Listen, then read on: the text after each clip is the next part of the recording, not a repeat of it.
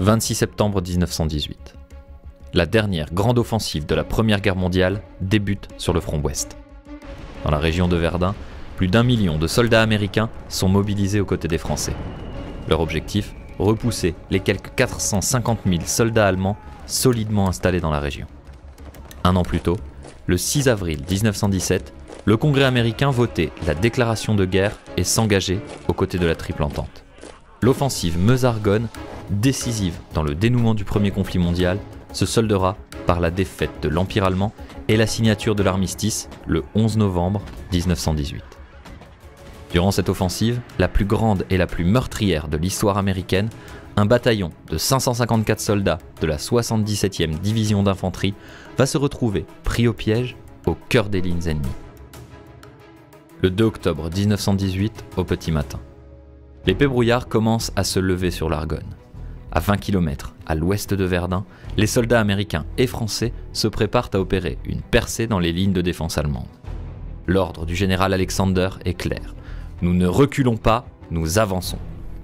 Dans la fraîcheur du matin d'automne, les soldats de la 77e division américaine s'enfoncent à travers la boue et les racines de cette zone autrefois boisée. Sur leur flanc, 2 divisions françaises et américaines les appuient.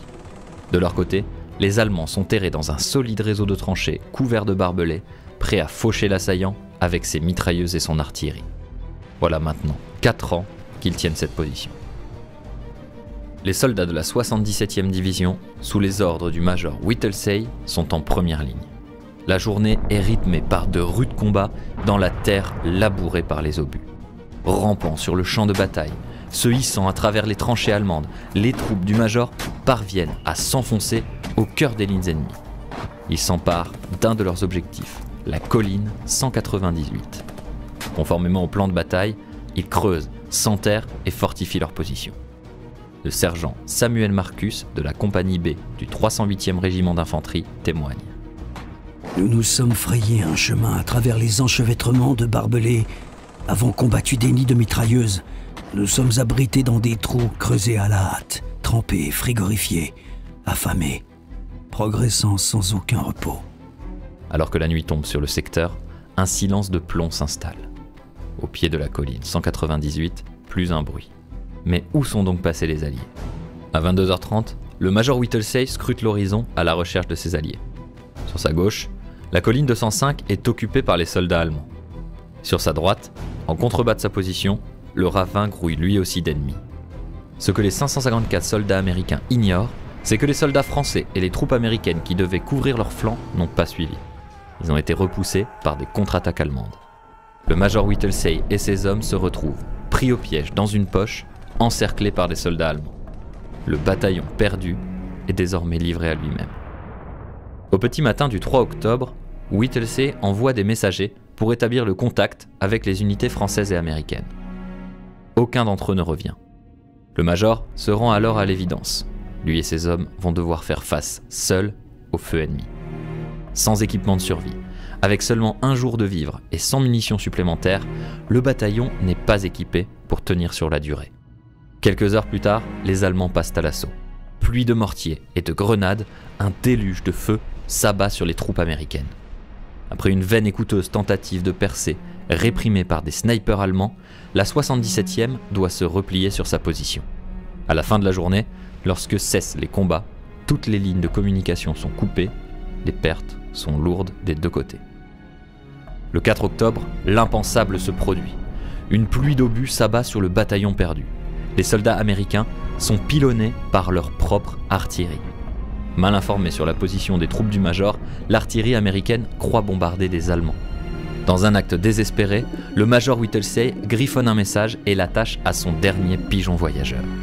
L'oiseau, surnommé « Cher ami », s'envole, transportant un ultime appel à l'aide. Nous sommes le long de la route parallèle au 276.4. Notre propre artillerie fait un tir de barrage sur nous.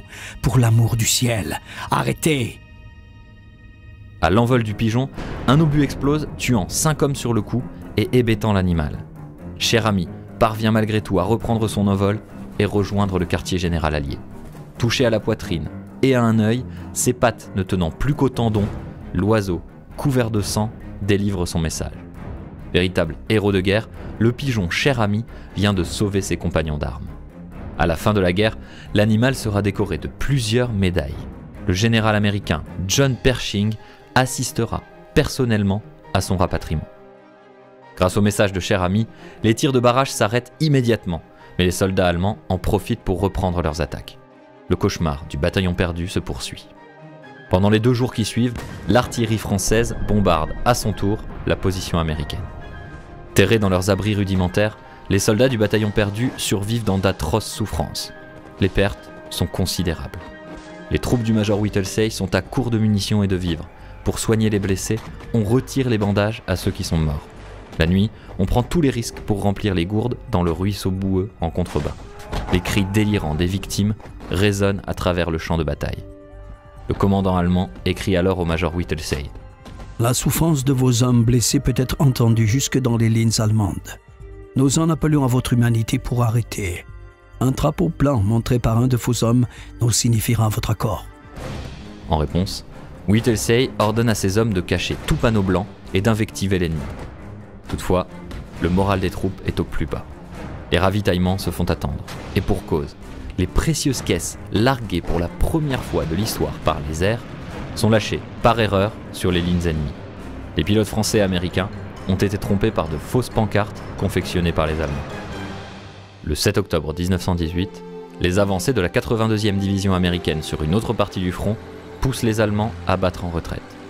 Après 5 jours passés en enfer, le major Whittlesey et ses troupes sont délivrés. Un groupe de soldats parvient jusqu'à eux, leur apportant de la nourriture et soignant les blessés. Sur les 554 personnes entrées dans la forêt, seuls 194 membres du bataillon perdu ressortent indemnes. Plus de 100 d'entre eux ont trouvé la mort et les autres sont blessés, ont été capturés ou ont disparu. Cet acte héroïque a contribué à son échelle au succès allié lors de l'offensive Meuse-Argonne. Cette dernière grande offensive parviendra à faire plier l'Empire allemand et le 11 novembre 1918, à Rotonde, l'armistice sera finalement signé.